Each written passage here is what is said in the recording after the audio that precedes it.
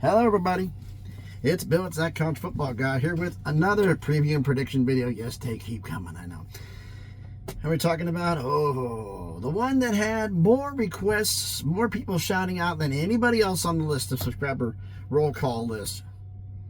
Starting with day one, Rob. We're talking about the Aztecs of San Diego State from the Mountain West Conference, soon to be in the Pac-12 in 2026. So this will be their final year in the Mountain West. So shall we get into this? All right, first off, last season, definitely not a memorable. 3-9 last year under first-year head coach Sean Lewis, who now begins his second season as head coach. Matt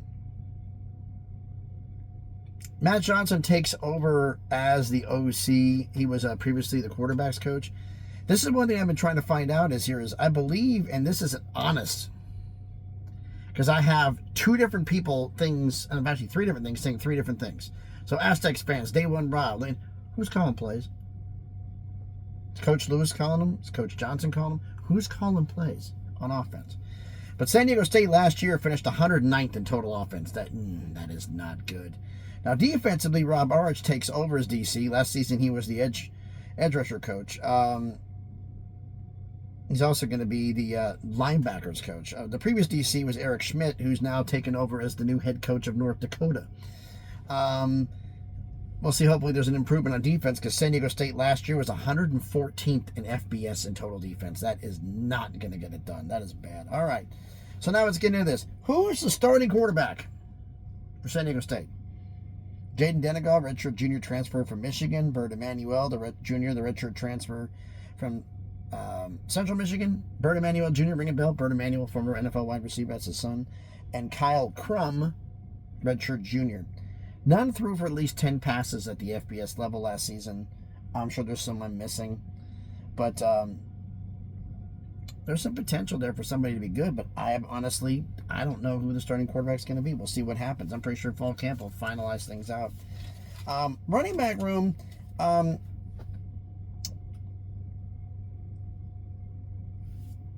Who's going to be the starting running back? We got Lucky Sutton. Love the name. The redshirt junior. You've got Cam Davis, the redshirt senior. Holdovers. Neither one of them had 100 yards rushing last season. But Christian Washington, the redshirt junior transfer from Coastal Carolina, 102 carries, 537 yards, and 5 touchdowns.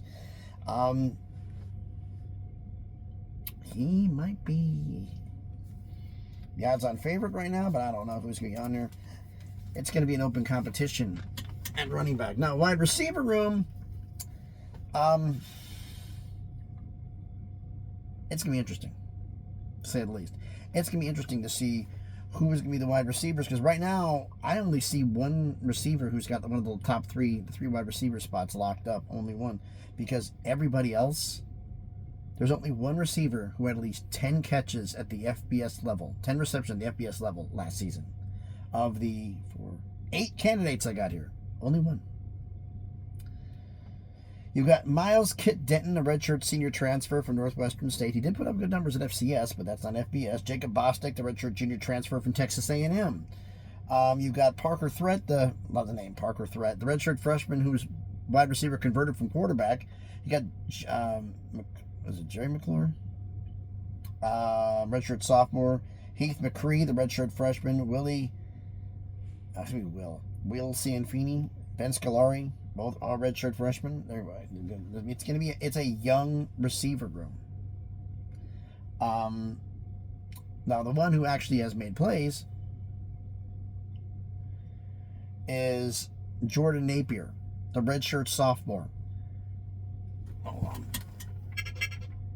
Sorry about doing this, folks, but I'm on the truck right now, and they're ready to send me a bunch of messages, which my phone picked up first, because it goes to the phone, then it goes to the Qualcomm, so I don't want the thing talking for like 400 minutes.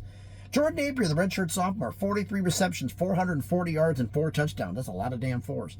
But I see him. He's probably, if he doesn't get one of the top 3 receiver spots, there's a problem. So now, as for tight ends, of the candidates I see here, Seth Adams, the senior transfer from Southeast Louisiana, who did some stuff at the FCS level, Jackson Ford, the redshirt freshman transfer from Tulsa, and Arthur Band, the redshirt freshman holdover. None of them have 10 catches at the FBS level. That's going to be an issue. Offensive line transfers are coming in. I'm not going to go over the offensive line adding depth. That may be one of the best units out of here, because, I mean, the offensive unit I have serious questions about. Now, the defense, I don't have any questions about. Let's get into this.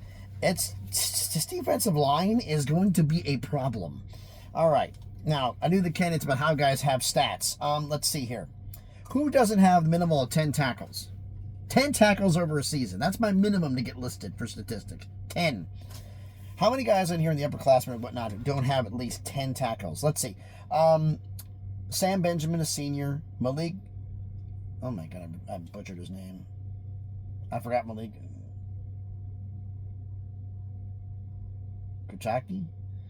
I apologize. Yell at me. Redshirt junior. Jared Bodie, redshirt junior. And Niles King, the redshirt senior transfer from Grand Valley State. None of them had at least 10 tackles. However, 1, 2, 3, 4, 5, 6 did on the defensive line. Let's go down here for the lowest and biggest on tackles here. We're talking Tavis Twist. Oh, Jesus. Tavis Twisty? I'm playing that night. The redshirt senior, 13 tackles and a sack. Ryan Henderson, the redshirt junior, 13 tackles and 2.5 sacks. Malachi Fanau, the redshirt junior transfer from Hawaii, 19 tackles and 3 sacks. Let's see here. Moving up. Brady Nassar, the junior, 25 tackles, 1 sack, and a pick. And now we get the two beasts. Krishna Clay, the junior, 47 tackles, 1.5 sacks. And then, last but not least, I wouldn't call him the monster of the Midway because we're not in Chicago, but he's the monster of this defense. We're talking Trey White, the redshirt junior. 60 tackles, 12.5 sacks, and a forced fumble. He's got more sacks than everybody else on the team combined. He is a beast.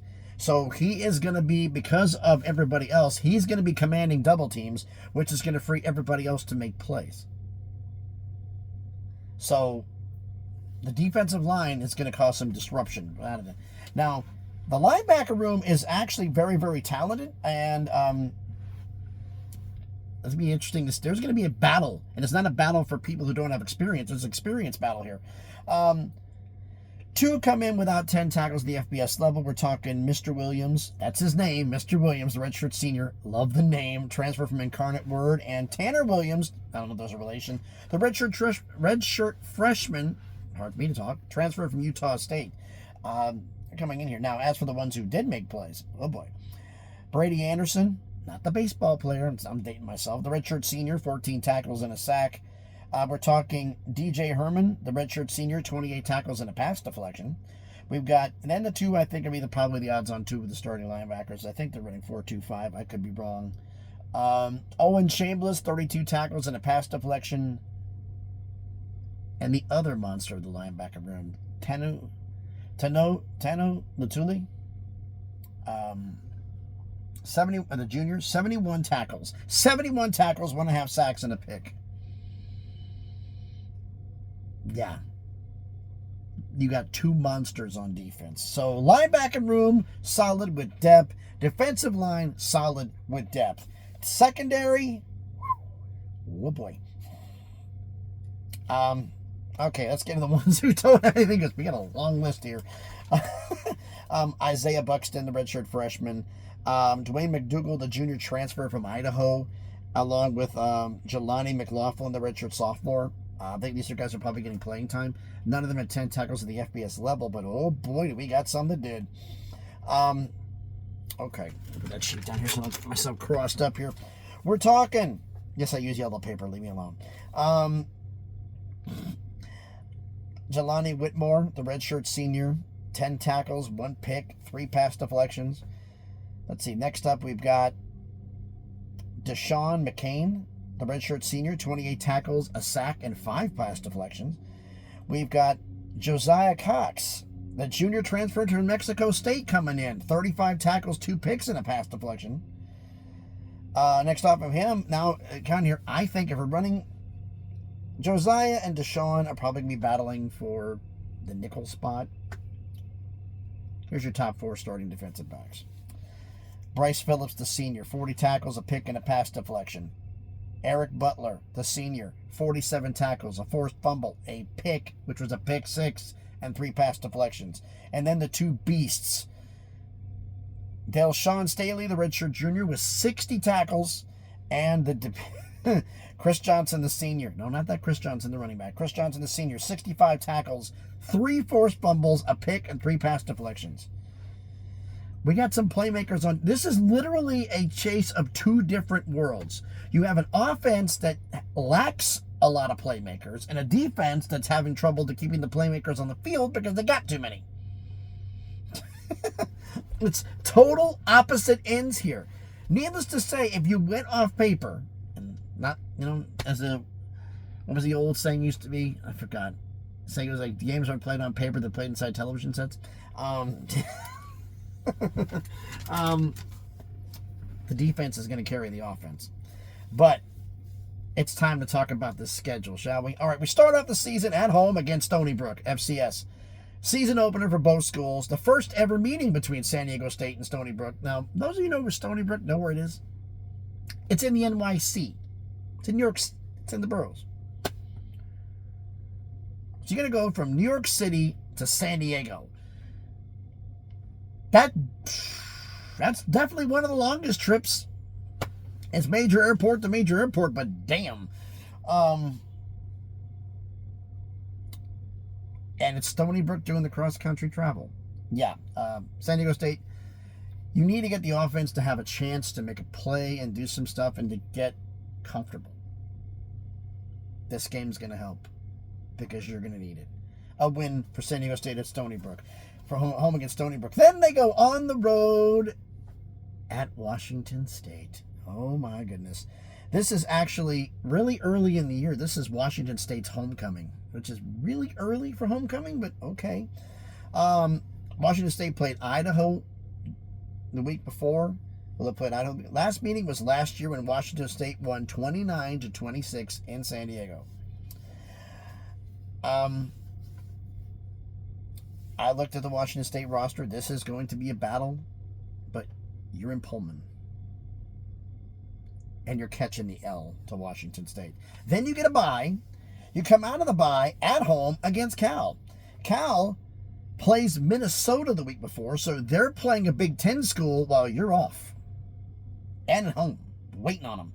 Last meeting, actually played each other last year, 31-10. Cal won 31-10 in Berkeley. I looked at the Cal roster, and anybody remember the name Devin Brown? The former Ohio State quarterback? Yeah, he's at Cal now. So can the San Diego State defense keep him in check? Yeah. And they'll be a little bit beat up over Minnesota. I'm calling it. San Diego State beats Cal at home. You're going to get a victory over an ACC school. Which is weird saying, but victory over an ACC school. All right.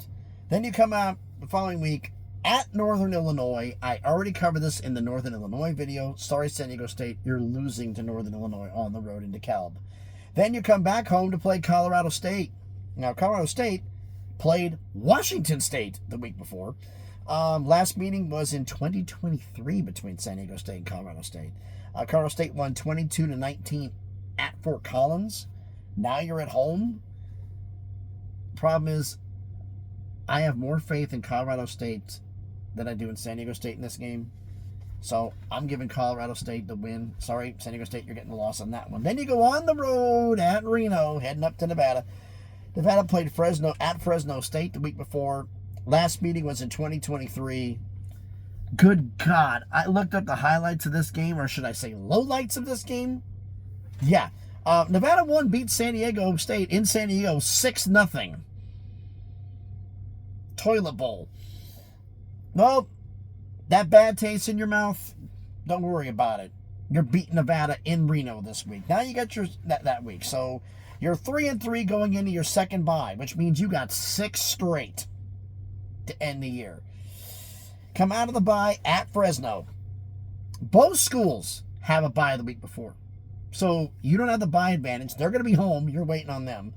Last meeting was in 2023. San Diego State won 33-18. I look at this game kind of like coin flip between San Diego State and Fresno. So who's got home field? Fresno does. I'm giving Fresno the win over San Diego State. Then you're at home against Wyoming. Wyoming, oh boy. Their rivalry game against Colorado State the week before, so they're going to be emotionally spent. And they got to travel to San Diego from Laramie. Last meeting was last year. San Diego State won 27-24 at Laramie. They're going to be on the road. They're going to be spent after the game against Colorado State, and you're going to beat Wyoming. Now, back-to-back games here that have already been predicted in previous videos. At Hawaii, this was done in the Hawaii video. The Wyoming game is going to be tough for you. We're going to go on the road with Hawaii, and I had you losing that game. And home against Boise State. I had that in the Boise State video I predicted. You're losing the game to Boise. So now they're at home against San Jose State. San Jose State plays Nevada the week before. Last meeting was in 2023. San Jose State won 24-13 in San Jose. Now you're at home in San Diego, which is right down the road. I'm sorry, San Diego State. You're losing 3 in a row. I'm having San Jose State beat you. And you finish the season on the road at New Mexico. New Mexico plays Air Force the week before with that triple option. That's going to wear them out a little bit.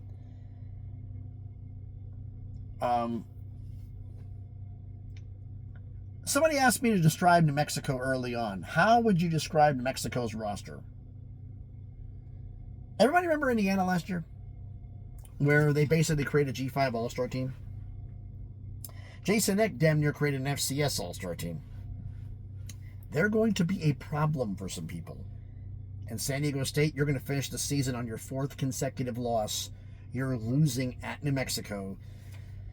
Oh, I'm going to get some hatred for this one. San Diego State finishes the season 4-8, 2-6 in the Mountain West in their final year.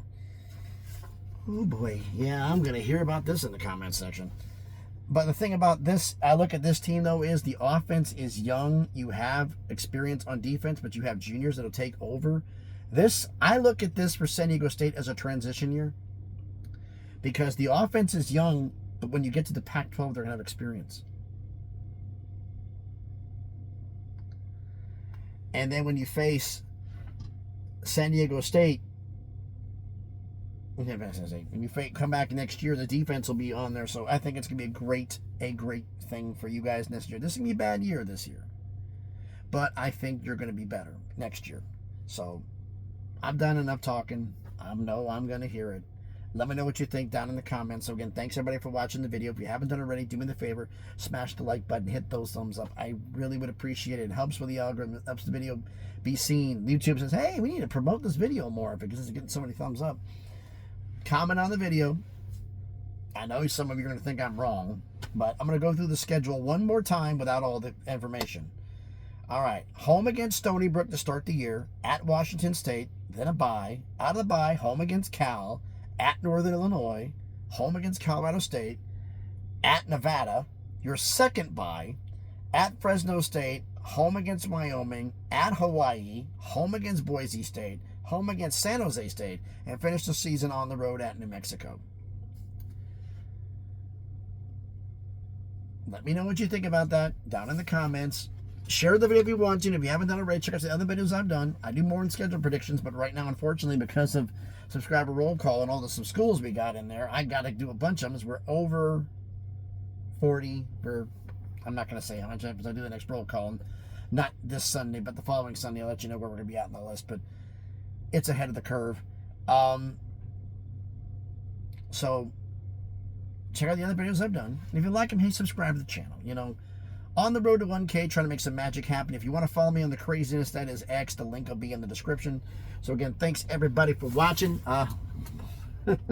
More prediction videos. I'll let everybody know I'm going to be taking no video on Sunday. I got to have one damn day off. No content. Just do enough stuff the weekend. Let me have some breathing room before I got to start machine gunning all these videos out because there is a bunch to do.